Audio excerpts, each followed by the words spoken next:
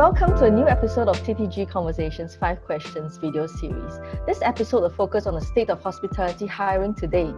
Giving us insight on this topic is Andrew Chan, founder and CEO of ACI HR Solutions. Based in Singapore, Andrew has built his company into Asia Pacific's largest recruitment agency dedicated to the travel and hospitality sector. He has worked in many facets of the industry, commencing his career as a travel agent in Australia. Since then, he has contributed to organizations such as Cathay Pacific Airways, Singapore Airlines, Stanford Hotels and Resorts, Carlton Hotel Group, and Hospitality Marketing Concepts. He is an active member of several travel associations including PATA, ACTE, HSMAI, and SCAL Singapore. He is also a certified life coach and qualified fitness instructor. Thank you for giving us your time, Andrew. That was a long intro. Thank you, Karen. You have a very good background, especially the last part, yeah? And you recently got certified as a life coach too, didn't you? That was a COVID thing, yeah. I guess I took my own advice and took the opportunity to do some upskilling and some certifications, yeah. Yeah, well done you. Thank you. I've got 5 questions and here's the first one. The industry in Asia is starting to see a return in domestic travel, resumption of some flights and appetite for advanced bookings. New hotels are also opening up the past few months. Are you seeing similar improvements in the hotel and tourism hiring landscape today? There are probably pockets. So there's probably pockets and green shoots, and it depends where you're looking as well. On a regional scale, there are probably markets that are doing slightly better than others. And I guess the litmus test is going to be when the international borders do open, to see how the countries cope with that and what they would do if there was, I guess, an increase in transmission once those borders open, because, we may find ourselves in a bit of a yo-yo in terms of opening up, locking down, opening up. So I guess that's going to be the litmus test. So I think the industry, hotels, airlines are doing the best that they can in the current situations. Airlines with flights to nowhere, cruises are now starting up with cruise to nowheres. Hotels are relying on staycations. So, I think that is a start, and it's probably the only realistic start that they can have. Whilst domestic tourism is better in certain markets. If you look at Australia, I think they've come out with projections to say that they're going to solely rely on domestic tourism for at least the immediate future. But I guess the issue with that is going to be, it's probably not going to have the same yield as it would attract from international travel. So, I think there are some green shoots, there are some pockets, and we're slowly getting there. Is probably what I'm seeing. Mm-hmm.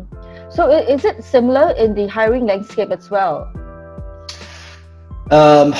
Again, there's on the hiring landscape, it's probably pockets. So what I've been seeing is, I guess, new companies, new startups that may have taken advantage or of the current situation. I think the traditional businesses, the hotels, the airlines, the travel agencies, I think they're probably still at a bit of a lull at the moment, unless they're looking at setting up new business lines or new arms. And I've seen that in some travel businesses where they're looking to set up, whether it's a new online or a new luxury segment within their organization. So they may have hiring within that division. But I think the traditional businesses are probably still at that stalemate at the moment.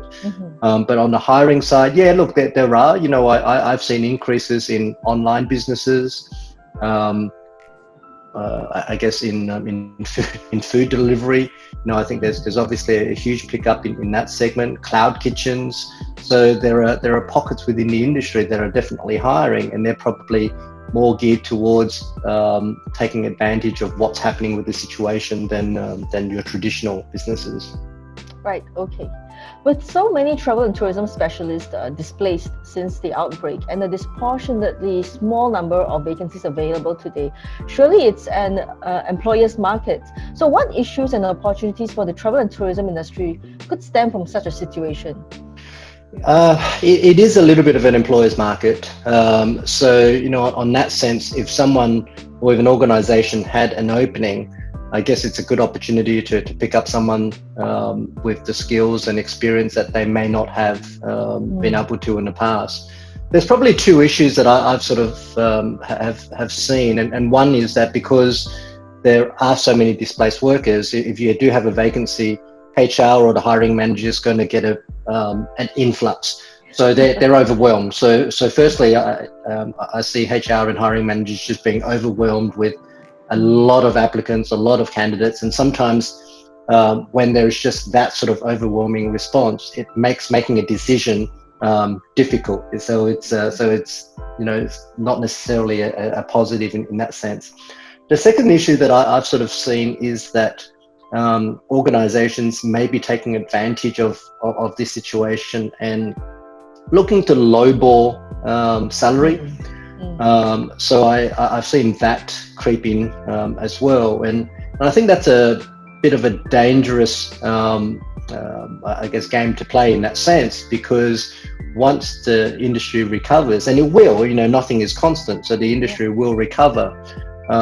It highly likely would mean that any employee that you picked up on a 50% reduction on their salary will probably look elsewhere and to try and get back their salary. So they're probably two of the hot issues that I've sort of seen in this period when it comes to hiring.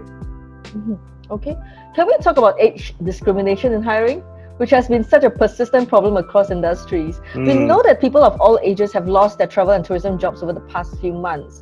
What advice do you have for experienced individuals in a higher age bracket who are looking to get rehired? Yeah, it's not easy.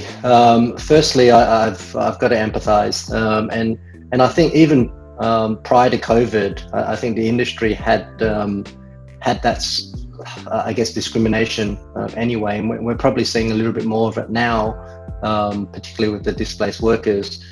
I think firstly, I would say is remain positive and maybe take this opportunity to look at upskilling. Look at courses, short courses, higher education that you may not have had that opportunity to do so because you've been busy working and having had that long career. So this could be an opportunity for you to look at upskilling. I'd probably also say look at mentoring opportunities. I think there are a lot of young industry workers out there that could probably do with mentors. So look at mentoring opportunities, because I think sometimes that could also lead to opportunities down the line with organizations that you may not think of. And I think one positive that I do see out of this is there are definitely opportunities, particularly with startups. And so look, I would say it's not easy. I do know that some organizations do try and be a little bit more picky with their hiring, and that subsequently leads to discrimination. So I would say, look, be patient, and look to see where you can upskill where possible. Okay. In June, LinkedIn launched its Open to Work feature, which enables users to display that they're available for job offers. What other resources are available to travel and tourism job seekers, and what should they do to improve their employability? Look, I think LinkedIn has been very active, and a lot of other online job portals have been doing their best with assisting with job vacancies as well. So online is obviously one option. At the same time, I think there are a lot of online educationals, conferences that's also available as well. So from a knowledge base, if you do have the time, try and use this time to keep up to date, I guess, with what's happening with the industry. So keep yourself at the forefront where possible. And, I would say whether it's pre-COVID or after COVID, I think networking and using your network is still so critical, and it's probably more so now than ever. And I think for the last 6 months, we've obviously, most of us have been indoors, and we've been trying to socially distance, and that can probably be counterproductive when you're job hunting, to be perfectly honest, because all you end up doing is staying at home and sending out CVs online, where I think the best opportunities is actually to network and use your network. It's unfortunate we didn't have ITB this year in Asia, and all these opportunities where you could actually go to networking events and meet potential hiring companies, and there are companies that are still hiring out there, and it's going to be beyond your computer monitors, and it is, where possible, whilst I advocate social distancing, but do utilize your network. Reach out to someone that and grab a coffee. Yeah. Okay. This is clearly a difficult time for employees as well as employers. So what advice do you have for team managers and business owners in our industry who have had to make some tough HR decisions soon if they haven't already done so? For instance, what form of assistance would be most valuable to staff impacted by retrenchment, be it personally or having witnessed long-time colleagues being let go of? Yeah, really challenging times, and I guess the last period that I saw such mass retrenchments was obviously during the global financial crisis of 08, 09, and this is probably 2 times that, I would say, just because of the I guess longevity of what's happening now. I do think that the majority of the retrenchments and the cuts have probably already been made, although I do still think that the next 6 months the next 6 months will be a bit of a test to see what actually happens. But look, I think from an employer point of view, if possible, do try and look at using outplacement options and bring in professionals if you do have a lot of retrenchment exercises to do, because it's not an easy task. So where possible, do bring in a third party to try and help you with that. Because one of the other major issues that I see from an employer point of view is, like what you sort of mentioned, Karen, is those that remain, those that do remain employed. And the funny thing is, I've seen more, or I see as many resignations or people looking to leave employment now than before COVID. So, which is probably surprising, because most people would be thinking, people would not be looking to resign from their jobs. But I also hear a lot of people saying, they're sick of hearing that they're lucky to be in employment, because what's also happening for those that do remain in employment is they're probably now having to do 2 or 3 people's jobs on a 50% reduction on salary.